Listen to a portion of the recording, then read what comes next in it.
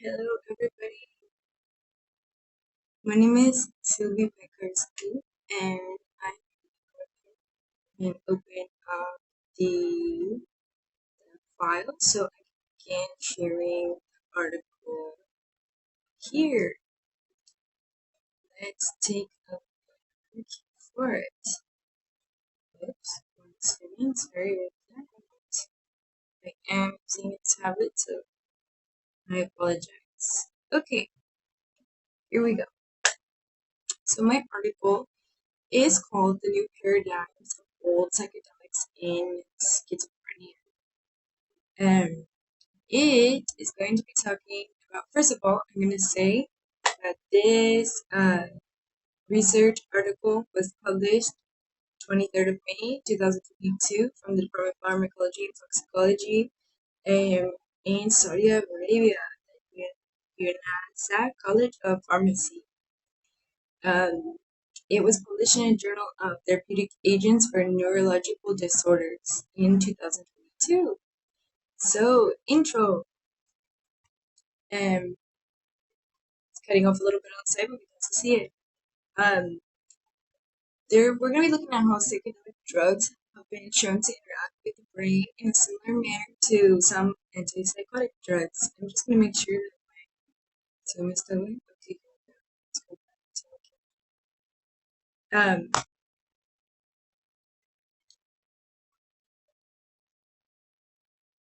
basically, therefore, they're serving as a potential treatment for schizophrenia, as well. That's kind of the focus of this particular presentation because this article actually covers a whole bunch of different psychological conditions that can be treated through the use of psychedelics.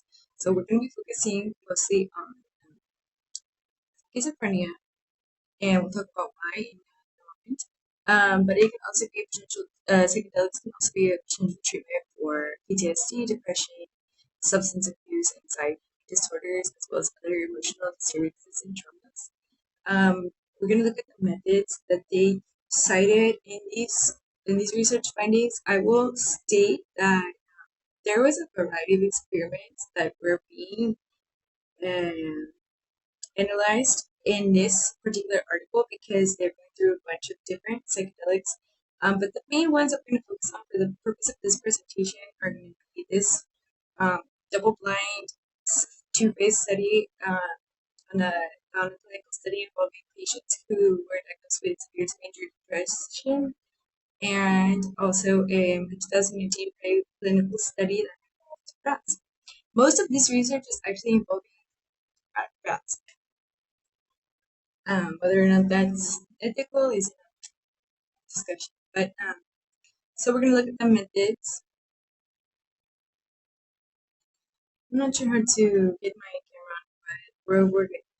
We're gonna look at the results. Basically, we can look at this diagram that is going to show that psychedelic drugs are basically functioning on the 5-HTP2A serotonin receptors in the same capacity or in a very similar capacity that the majority of antipsychotic drugs target the same receptors in treating schizophrenia.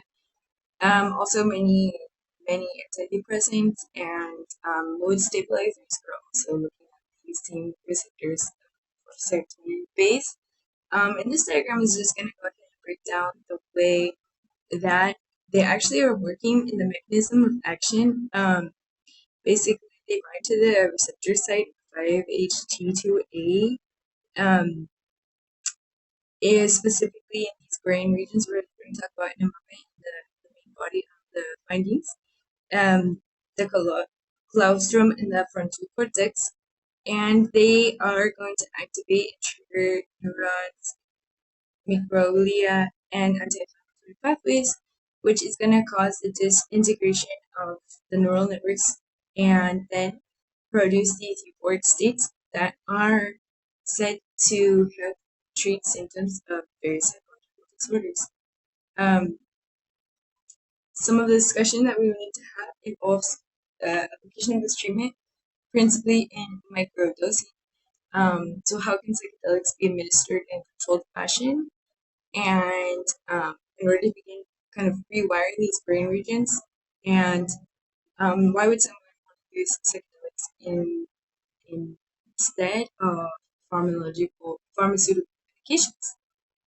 Um, Obviously, psychedelics have been around for thousands of years because they're natural in origin, especially when it comes to psilocybin, uh, DMT, which is the derivative of a plant called ayahuasca, which many of us have heard of. They do ceremonies on the Amazon traditionally, and this kind of derivative has been created into DMT, which is like a shorter version of this ancestral medicine, as well as the psilocybin found in mushrooms, LSD, acid, and ketamine, which is the focus of in this particular article. Although ketamine, I don't know that is traditionally considered a psychedelic drug per se, but there are a lot of research findings that ketamine does reduce depressive episodes. So the findings were that uh, psychedelic treatments of a variety of different psychedelic drugs are basically reacting in the same kind of neurological fashion as many popular antipsychotic medications that are used to treat symptoms of positive and negative schizophrenia. Positive being symptoms that are manifesting in behaviorally, and negative symptoms being ones that are absent and that people, neurally typical should have to function properly in society and are not exhibiting. Um, all based on this receptor, the serotonin receptor 5-HTP2A. Um, it was reported that the serotonin agonists in the brain actually behave as hallucinogens. So therefore, that's why the relationship of serotonin in the brain, it has such a powerful relation to emotion, memory, learning, perception, and these can create symptoms of psychosis if there's an imbalance. So basically, that's how they're operating the way, and they're as far as the cerebral activity itself, as I mentioned, they're active in the colostrum and the frontal cortex, which is actually regulating changes in this cortical network and creating this enteropic activity, which is increasing neuroplasticity in the process and altering activity in the limbic system. So it's creating this heightened sensory perceptive state where actually the neuroplasticity is affecting our ability to the extent that it's believed through microdosing, people can begin to kind of rewire their brain through psychedelic microdoses because it can um, help to create new neural pathways regarding certain certain issues. Um, Another important thing to mention would be that antipsychotic medication also focuses on a receptor, the glutamatergic agonists. Sorry, I don't always speak English. The glutamatergic agonists have also been reported to bind to the same 5-HTP2A glutamate receptor site, as well as histamine, which we're going to talk about in a moment. So these are the kind of the three main areas where psychedelics are kind of interacting in the same way that these mood stabilizers, antidepressants, and antipsychotic drugs are being used to treat various psychological disorders. Um, Research now has been suggesting basically that a newer antipsychotic medication is actually targeting more of this glutamate receptor, which is also cited in an experiment in this particular article on rats. That the simulation of this receptor was provoking, particularly with the psychedelic component found in LSD, was provoking activity and movement in the rats. Whereas through the consumption of the antipsychotic, this was not occurring. Um, So we're gonna look at a little map of the 5-HTP site diagram. Basically, the similarity here. It's binding to the same receptor. They use some examples here. NMDA is the active compound in LSD. So here is the 5-HTP famous receptor site. That is the main focus, obviously, in antipsychotics. In the subcortical neuron, which is the site there. Then we're going to look at some last minute things. So the question of dosage becomes a critical factor in the treatment process, obviously, because stated microdosing is the recommendation, which leads to the controversy in my particular concentration of this presentation.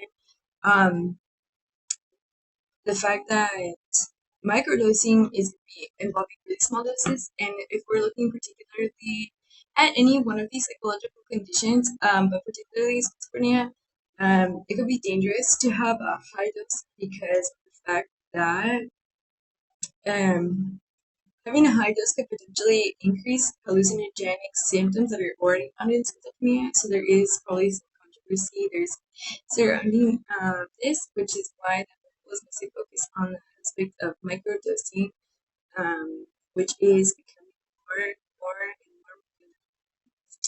known in modern medicine. Um, Basically, why would we choose psychedelics? Because this article is claiming that the real mechanism of action here is the fact that most of this article is based on neuroscience technologies through EEG, through brain monitoring scans that are looking at the regions of the brains in both rats and humans that were participating in these trials that are being affected by the psychedelic compounds. And there's research to suggest that actually psychedelic medicine is treating the underlying chemical imbalances within the brain that are causing these disorders instead of the medication, the pharmaceuticals, which are kind of more just like addressing the symptoms, um, trying to mitigate the symptoms, but not necessarily addressing the original, the underlying chemical imbalance. Another critical factor would involve the treatment process because could be controversial as well because some of these experiences could be greatly affected by the context in the environment in which the substances are being consumed. So it would be really a critical factor in the treatment and application of these treatments to take into account, especially when addressing things like PTSD, traumatic experiences, and having the potential to kind of rewire the brain in order to be sure that there is a level of environmental control in regards to being able to produce the newer state um, in regards to neuroplasticity, the newer state that we are desiring to achieve in through this process.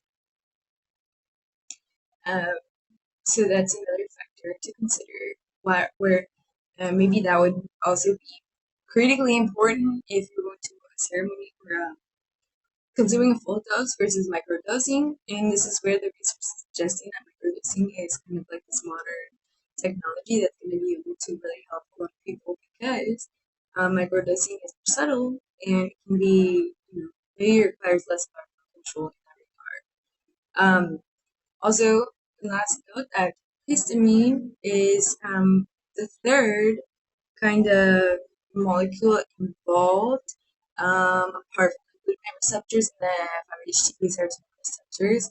This is an interesting finding that's kind of mentioned briefly in the article, but histamine is also involved in regulating the sleep and wakefulness states, and this is something that is often understimulated in schizophrenic patients because of the fact that the REM, the REM sleep, and basically histamine is activated during the consumption of these psychedelic medicines, which is helping to regulate wakefulness, helping to provide wakefulness to those who don't have coherence in their navigation of kind of daily tasks and integrating sensory information into their momentary reality.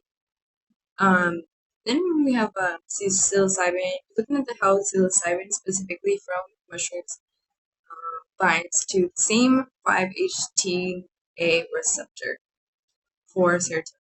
That's the main molecule involved here, and that's the one that is being compared to the majority of antipsychotic medication that is used to treat schizophrenia. So basically, the presumption of this article is that there is a capacity for psychedelic medicine compounds to treat various psychological disorders, including schizophrenia, anxiety, depression, disorders, and PTSD, trauma-related issues.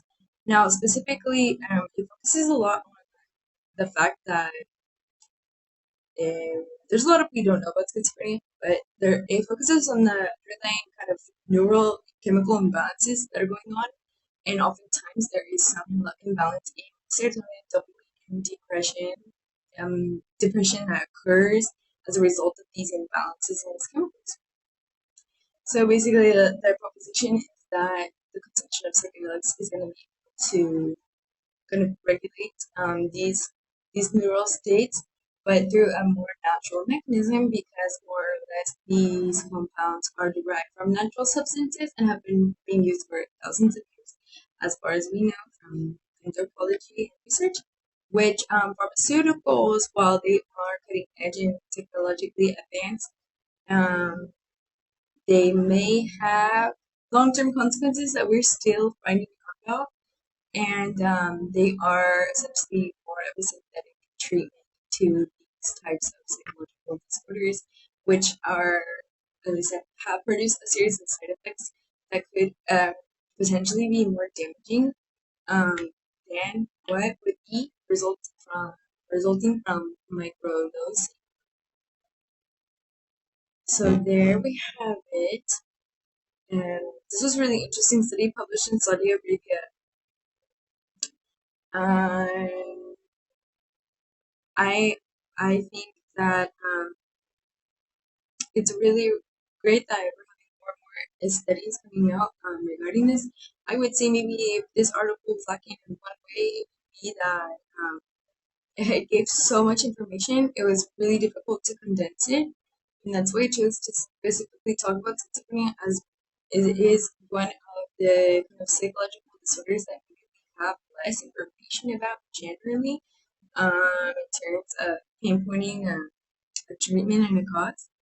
That is more holistic, because generally you would find a holistic remedy for depression, anxiety, post-traumatic stress, but generally schizophrenia, you need to take those pills. So I found that this research was really interesting, and I think, again, as a closing statement, it's emphasized the importance of microdosing, and not having this kind of um, popular idea of being in like a hallucinogenic state and losing all touch with reality, because that's not really necessarily what's being implied. But yes, that completes my presentation, and thank you so much for watching, and I look forward to learning about other topics from future videos coming up. Now I just have to figure out how to stop recording.